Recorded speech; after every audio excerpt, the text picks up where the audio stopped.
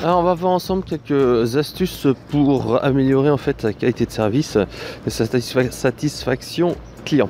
Alors un des premiers réflexes en fait tout simplement c'est d'essayer de faire de l'expérience client une priorité pour l'entreprise, parce que véritablement dans la plupart des entreprises c'est pas naturel, et s'il n'y a pas une impulsion de la direction, ça ne servira à rien. On aura beau essayer de se dire tiens, on va améliorer la qualité de service, etc. Si c'est pas la direction qui dit oui, c'est quelque chose de prioritaire, et c'est un indicateur qui est surveillé autant que le chiffre d'affaires, à ce moment-là en fait ça ne marchera pas vraiment, parce qu'en fait les gens auront toujours comme priorité, oui ok d'accord, on doit satisfaire le client, mais en priorité je dois faire mon chiffre d'affaires, je dois faire en sorte que je fasse de la marge, ou que j'ai tant de formation, etc. Et on aura priorité au business et pas priorité au client. Donc ça c'est vraiment quelque chose qui est fondamental. S'il n'y a pas ça, en fait l'expérience client sera plus qu'une théorie et ne sera jamais mis dans les faits. Et on voit en fait quand ça commence à marcher, lorsqu'en fait les personnes qui sont chargées de l'expérience client tout simplement sont invitées aux réunions, on leur demande leur avis, etc., etc. C'est pour cela en fait qu'il faut centraliser aussi la relation client au sens large dans une seule direction. C'est pour ça qu'il y a des directeurs de l'expérience client ou des responsables de l'expérience client qui sont là en fait pour casser les silos et pour centraliser au même endroit. En fait, souvent il y a la personne qui s'occupe du centre d'appel, la personne qui s'occupe en fait après des campagnes sur le parc, etc., etc.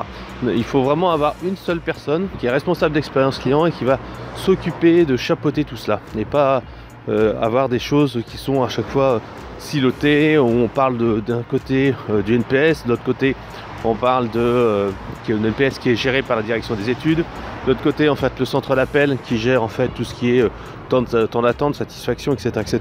Bref, donc casser les silos. Ensuite après ça passe par la diffusion de la culture à l'ensemble des collaborateurs. Ça en fait il faut véritablement se dire qu'il faut former les gens, c'est de la communication, c'est aussi montrer et prouver. C'est-à-dire qu'il faut montrer des success stories, montrer qu'on peut faire des choses, par exemple donner un catalogue de gestes commerciaux aux conseillers. Par exemple la SNCF donne une enveloppe en fait de 50 € à ses conseillers avec IDTGV pour en fait dépenser cela et faire des gestes commerciaux si nécessaire quand le client s'est trompé, etc., etc.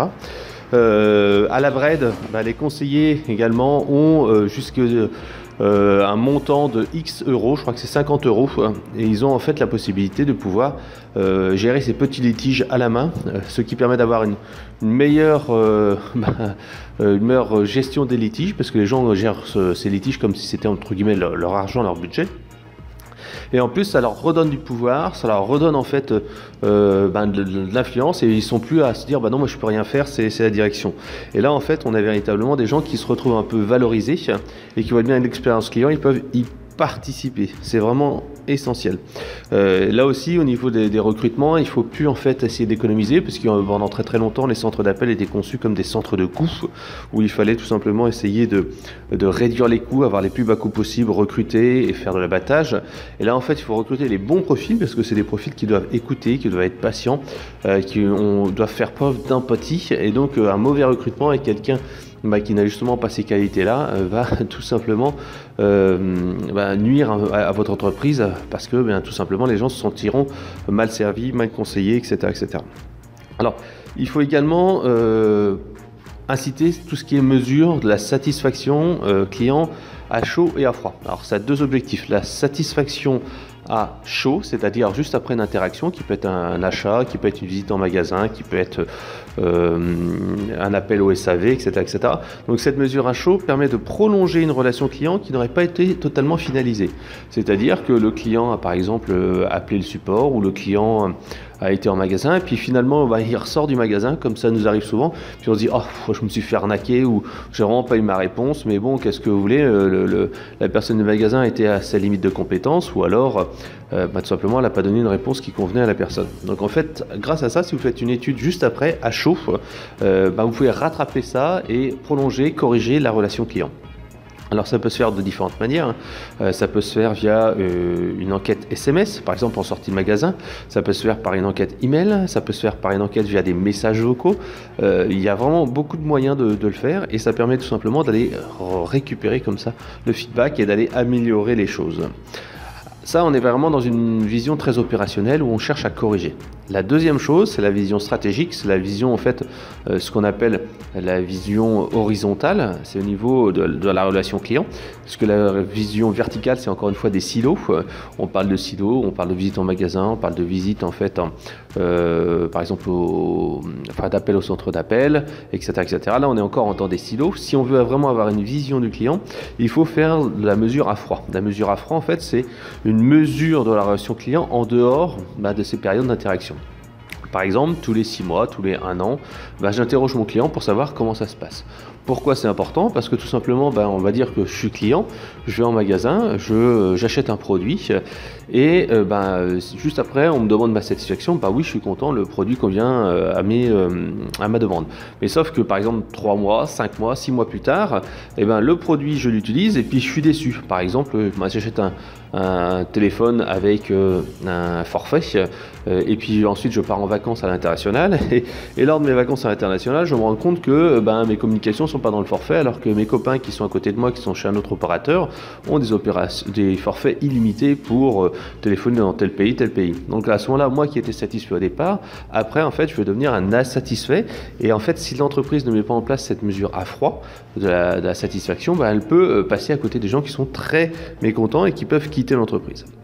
Là encore une fois, on va pas gérer de la même manière ces personnes-là. On va gérer en priorité ce qu'on appelle les ultra-détracteurs, c'est-à-dire les gens qui sont très mécontents, qui donnent une note entre 0 et 1, qui sont prêts à quitter l'entreprise, et les gens en fait qui sont au contraire des ultra-promoteurs, qui donnent une note par exemple de 4 ou 5, ou plutôt 5, et à ce moment-là, en fait, ces personnes qui sont ultra détracteurs, note de 0 à 1, on va tout simplement leur proposer de rattraper le problème. Et les gens qui sont ultra promoteurs, par exemple note 5, on va se dire, tiens, est-ce que l'on peut publier votre témoignage? On renvoie un email ou on offre un bon, etc., etc., etc. Donc véritablement, c'est essentiel d'aller mesurer la satisfaction. Alors bien sûr, il faut faire attention à un certain nombre de choses, par exemple la pression marketing et la pression sur les enquêtes. On ne va pas forcément demander un feedback, un retour client à chaque échange. Par exemple, moi, avec certains services, tout simplement, je fais des demandes, 2-3 demandes dans la journée, et à chaque fois, j'ai un email qui me demande en fait de répondre à une enquête client. Alors forcément, je le fais une fois, mais je le fais pas 2 ou 3. Donc, il faut savoir en fait gérer cette pression-là au niveau des emails, et ça, c'est peu de solutions qui savent le faire. Autrement également, c'est gérer tout ce qui est délivrabilité. On voit bien que envoyer un email avec une demande de participer à une enquête, là aussi c'est aussi compliqué que d'envoyer un email parce que ça peut passer dans les spams, etc., etc.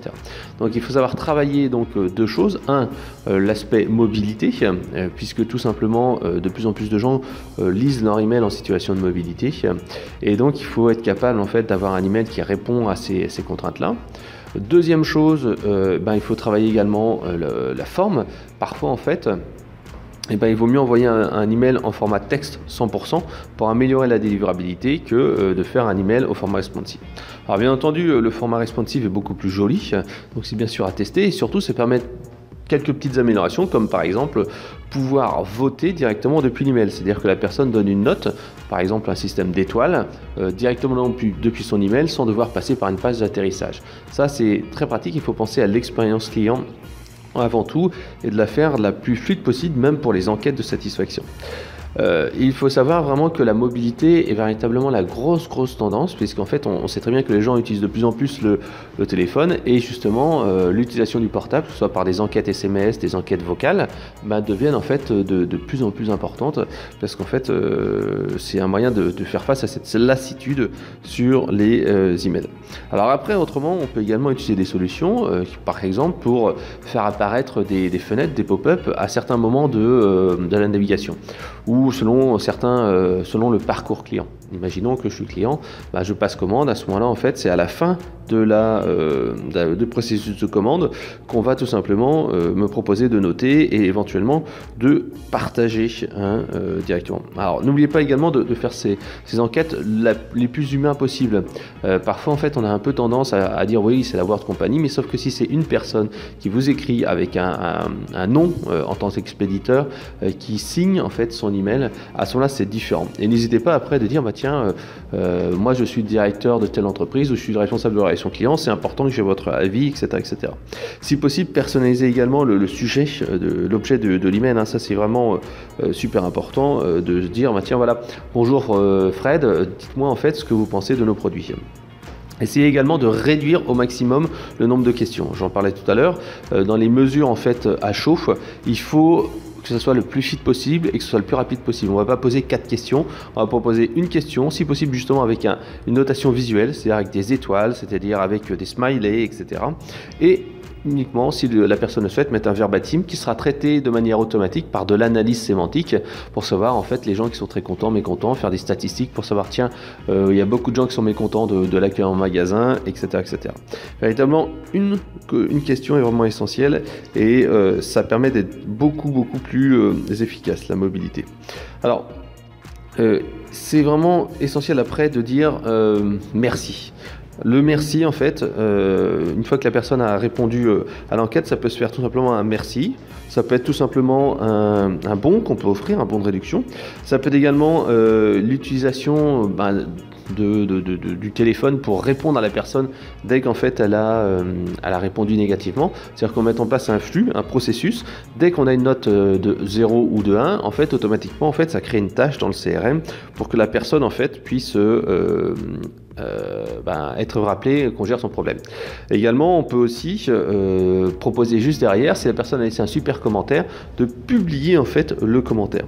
Donc ça, c'est vraiment essentiel. Après, donc, vous avez plusieurs indicateurs à utiliser, hein. Le plus courant en fait pour mesurer la satisfaction, c'est ce qu'on appelle le Net NPS, le Net Promoter Score. Ça permet en fait de mesurer entre guillemets le bouche à oreille. Est-ce qu'on recommande un produit? Après, vous avez d'autres indicateurs comme le CSAT, Customer Satisfaction, qui permet en fait de mesurer la réponse aux attentes du client concernant vos produits. Est-ce que vous êtes satisfait avec généralement une note de 1 à 5, une étoile ou des smileys de 1 à 5. Après, vous avez d'autres indicateurs comme le CES, Customer Effort Score, où tout simplement on demande au client comment ça a été facile ou difficile en fait comment ça a été facile de réaliser cette tâche. Est-ce que c'est très facile, pas du tout, moyennement facile, pas du tout facile, etc., etc. Et donc en fait ça permet de savoir par exemple est-ce que le passage en magasin s'est bien passé, est-ce que la commande s'est bien passée, est-ce que l'installation du produit s'est bien passée. Il y a un autre indicateur aussi qui est très utilisé, c'est le CXI, Customer Experience Index, où on pose justement ces 3 questions, l'utilisation du produit, la réponse aux attentes, le bouche à oreille, etc. en un seul. Voilà.